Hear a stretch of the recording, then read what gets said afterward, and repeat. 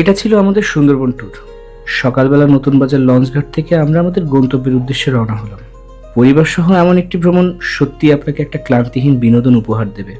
শহরের যান্ত্রিক কোলাহল থেকে একটু দূরে গ্রামীণ মেঠো পথ, বিস্তীর্ণ ধানক্ষেত আর সবুজের সমারোহ সত্যি আপনাকে মুগ্ধ করবে।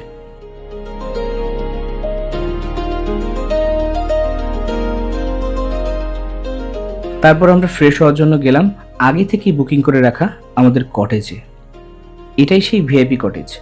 মনোমুগ্ধকর ইন্টেরিয়ার ডেকোরেশন, পরিষ্কার পরিচ্ছন্ন ওয়াশরুমের সাথে আপনি পাবেন একটা লাক্সারিয়াস ফিল। এছাড়াও তাদের রয়েছে অনেকগুলো বেডের কমন রুম, যেখানে আপনারা 7 থেকে 8 জন অনায়াসে থাকতে পারবেন। আরও আছে সিঙ্গেল বেড এবং ডাবল বেডের স্পেশাল রুম। সবচেয়ে সুন্দর ছিল দ্বিতীয় তলার এই কমন রুমটা। সুন্দর এই ভিআইপি কমন রুমে আপনারা আপনাদের পুরো পরিবার, আত্মীয় স্বজন বা কোনো কর্পোরেট ট্যুরে সবাই একসাথে রিসোর্টের সময়গুলোকে উপভোগ করতে পারবেন।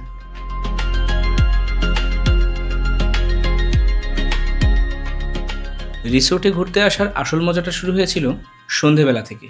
শীতের সন্ধ্যায় গরম গরম ভাপা পিঠা হবে না তাই কখনো হয়, শুরু হয়ে গেল আমাদের ভাপা পিঠার পার্টি।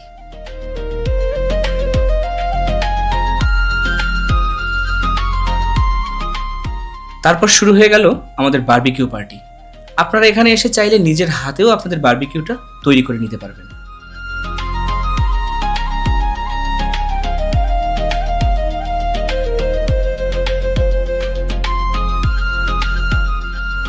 এরপর ছিল ডিনারের মহোৎসব। চীনা হাঁস, দেশি মুরগির মাংস আর সুন্দরবনের কাঁকড়া, জাস্ট অসম কম্বিনেশন।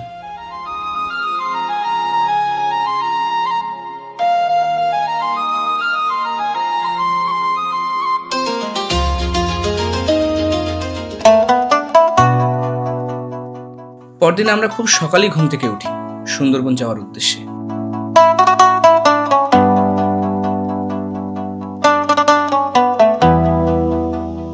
তাই আর দেরি না করে আমরা দ্রুত চলে গেলাম ব্রেকফাস্ট সেরে নেওয়ার জন্য। গরম গরম ধোয়া ওঠা খিচুড়ি, বেগুন ভাজি আর ভুনা ডিম, এটা শেষ করেই আমরা দ্রুত বেরিয়ে পড়লাম সুন্দরবনের উদ্দেশ্যে।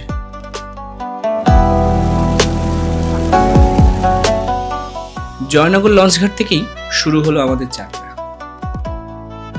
তারপর নদীর দুপাশের সৌন্দর্য উপভোগ করতে করতে আমরা পৌঁছে গেলাম কালাবুগি ইকো ট্যুরিজম কেন্দ্রে।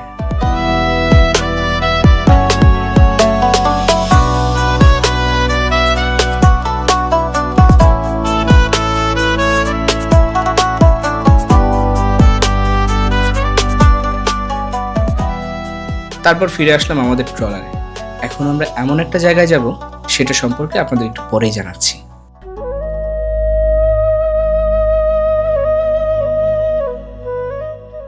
এটাই সেই জায়গা বন্ধুরা, আপনাদেরকে যার কথা বলেছিলাম।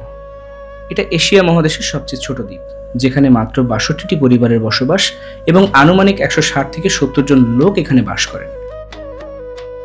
বন্ধুরা, আপনারা যখন ম্যানগ্রোভ ভিলেজ ইকো রিসোর্টে আসবেন, তখন রিসোর্ট কর্তৃপক্ষ নিজেরাই আপনাদেরকে এই দ্বীপে ভ্রমণ করাবে।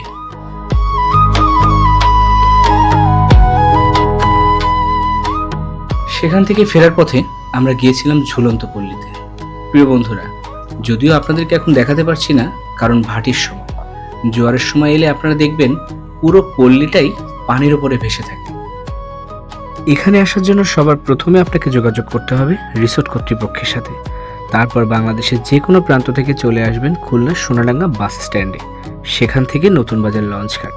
ব্যাস, তারপর বাকি সকল দায়িত্ব রিসোর্ট কর্তৃপক্ষের। এভাবেই ঘুরে ফিরে কাটিয়ে দিলাম আমাদের ভ্রমণের 2টা দিন। বন্ধুরা, আমাদের ভ্রমণ তো শেষ, আপনারা কবে আসছেন?